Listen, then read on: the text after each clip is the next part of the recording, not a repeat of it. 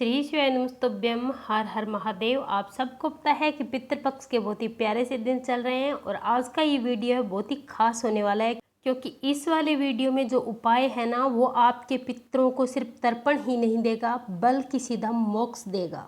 श्राद्ध के 16 दिनों में आपके पितृलोक से आपके घर आने वाले हैं और आपको मात्र छोटा सा उपाय करना है।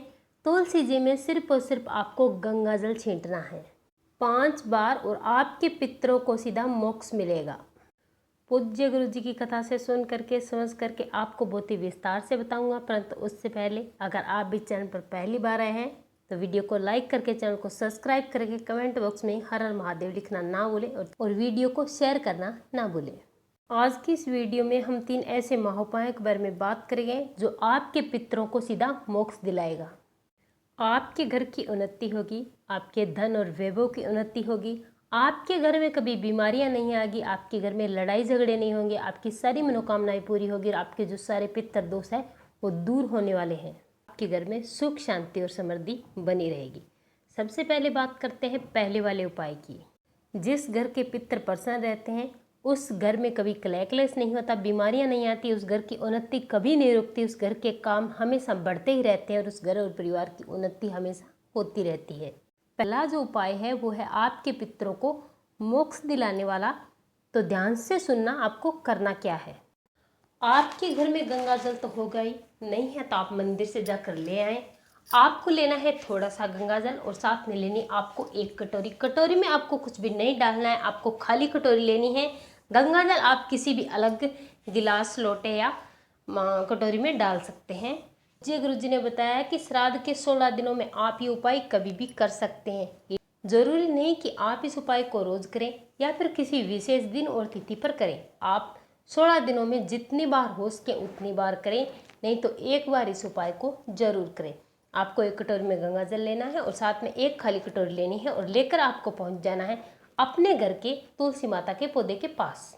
यहाँ पर आपको सबसे पहले अपना मुख दक्षिणी दिशा की तरफ करके खड़ा हो जाना है, क्योंकि आप सबको पता है कि हमारे पितरों की जो दिशा है वो दक्षिणी दिशा है। तो इस तरफ आपको खड़ा हो जाना है, अपने पितरों का स्मरण करना है और जो तुलसी जी का गमला है उस गमले के ऊपर आपको खाली जो कटोरी है वो रखनी है।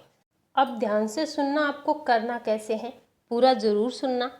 आपको अपने सीधे हाथ में गंगा जल वाली कटोरी लेनी है और जो आपका दाहिना हाथ है उस हाथ में आपको सीधे हाथ से थोड़ा सा गंगा जल डालना है और इस हाथ से आपको अपने दाहिने हाथ में गंगा जल वाली कटोरी लेनी है और गंगा जल वाली कटोरी से अपने बाएं हाथ की हथेली में थोड़ा सा गंगा जल डालना है।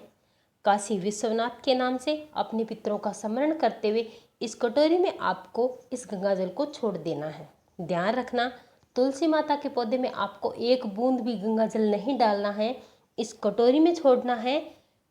छोड़ना कैसे है, आपको हाथ के आगे से नहीं डालना है, बराबर वाली साइड से आपको डालना है।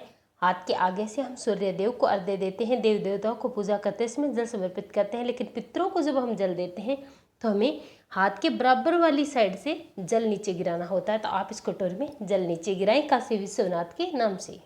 आपने छोड़ दिया गंगा जल कटोरी में। इसी प्रकार से आपको कितनी बार छोड़ना है, 5 से 7 बार। गुरुजी ने बताया कि आप 5 बार या फिर 7 बार अपने सीधे हाथ से अपने बाएं हाथ में गंगा जल लें और काशी विश्वनाथ का नाम लेकर अपने पितरों का स्मरण करके इस कटोरी में गंगा जल डाल दीजिए। इतना करने के बाद आपको 2-3-4 घंटे इस कटोरी को यहीं पर रखा रहने देना है। शाम के समय आपको इस कटोरी को उठाना है और जो पितर तुल्य 3 पेड़ हैं, पीपल का वृक्ष, वट वृक्ष और बेलपत्री का वृक्ष, इन तीनों में से जो भी वृक्ष आपको मिले उसके नीचे काशी विश्वनाथ के नाम से अपने पितरों का स्मरण करते हैं इस जल को आप समर्पित कर दीजिए। मात्र आपको इतना सा उपाय करना है। एक बार अगर आपने इस उपाय को कर लिया तो पूज्य गुरु जी कहते हैं कि उस व्यक्ति के पितरों को मोक्ष प्राप्त हो जाता है और उस व्यक्ति पर कभी पितर दोष नहीं लगता, उसके सारे पितर दोष हमेशा हमेशा के लिए समाप्त हो जाते हैं। उपाय बहुत ही सरल है, आपका इसमें 1 रुपया भी नहीं जाता, जरूर करें। और चलिए अब बात करते हैं पूज्य गुरु जी द्वारा बताए गए दूसरे उपाय की। पूज्य गुरु जी ने बताया कि जो व्यक्ति पितृपक्ष में, श्राद्ध पक्ष में अगर भगवान शिव और माता पार्वती की सेवा कर लेता है उनको पसंद कर लेता है तो उसको कभी भी पितृ दोष नहीं लगता, उसके पितरों को स्वतः ही मोक्ष प्राप्त हो जाता है, उसके सारे कार्य स्वयं चलने लगते हैं और उसके घर में हमेशा सुख समृद्धि बनी रहती है। तो आपको करना क्या है, 1 लोटा शुद्ध जल लेना है अपने घर से तांबे के पात्र में, और साथ ही साथ आपको लेनी है 1 बेलपत्री। बेलपत्री कहीं से भी खंडित नहीं होनी चाहिए और बेलपत्री के नीचे वाली जो डंडी होती है वो नहीं होनी चाहिए, मात्र 3 पत्ती होनी चाहिए जुड़ी हुई। इस बेलपत्री को आपको इसी 1 लोटे जल में डाल देना है। अब इस बेलपत्री वाले 1 लोटे जल को अपने दोनों हाथों में लेना और अपने घर में चारों तरफ घूम जाना है, अपने घर के सारे कमरों में। मात्र आपको शौचालय और वॉशरूम छोड़ना है। पूरे घर में आपको एक बार इस लोटे जल को लेकर घूम जाना है श्री शिवाय नमस्तुभ्यं मंत्र का जाप करते हुए। और अब आपको इस 1 लोटे जल को लेकर पहुंच जाना है देवादिदेव महादेव के मंदिर में शिवलिंग के पास, और अपना फेस कर लेना है उत्तर दिशा की तरफ और दोनों हाथों से इस 1 लोटे जल को महादेव की शिवलिंग पर पूरा का पूरा जल आपको समर्पित कर देना है। समर्पित करते इसमें आपको श्री शिवाय नमस्तुभ्यं या फिर ओम नमः शिवाय मंत्र का जाप करना है। ये जो 1 लोटा जल है वो सीधा आपके पितरों के बाग में जाता है, आपके पितरों को लगता है। इससे आपके पितरों को सीधा मोक्ष प्राप्त होता है और आपके ऊपर जो भी पितर दोष लगे होते हैं वो स्वतः ही समाप्त हो जाते हैं। और चलिए अब बात करते हैं पूज्य गुरु जी द्वारा बताए गए तीसरे उपाय की। ये जो उपाय है वह है आपके पितरों की भूख मिटाने के लिए। इसके लिए आपको अपने घर में कुछ मीठा बनाना है। आपको मीठा गाय माता के दूध या घी से बनाना है। आप खीर भी बना सकते हैं, आप आटे का हलवा भी बना सकते हैं। इसे आपको पीपल के एक पत्ते पर रख लेना है और साथ में आपको 1 लोटा शुद्ध जल लेना है और इसे लेकर आपको पहुंच जाना है पीपल वृक्ष के पेड़ के नीचे। आपको दक्षिणी दिशा में कर लेना है और इस भोग वाले पत्ते को, जिसमें आपने खीर या कोई प्रसाद रखा है, उसे पीपल वृक्ष के पेड़ के नीचे रख देना है। अपने पितरों का आह्वान करते हुए हाथ जोड़कर आप अपने पितर का आह्वान करें कि मैं आपके लिए जो भी ये भोग तैयार किया है उसे स्वीकार करें।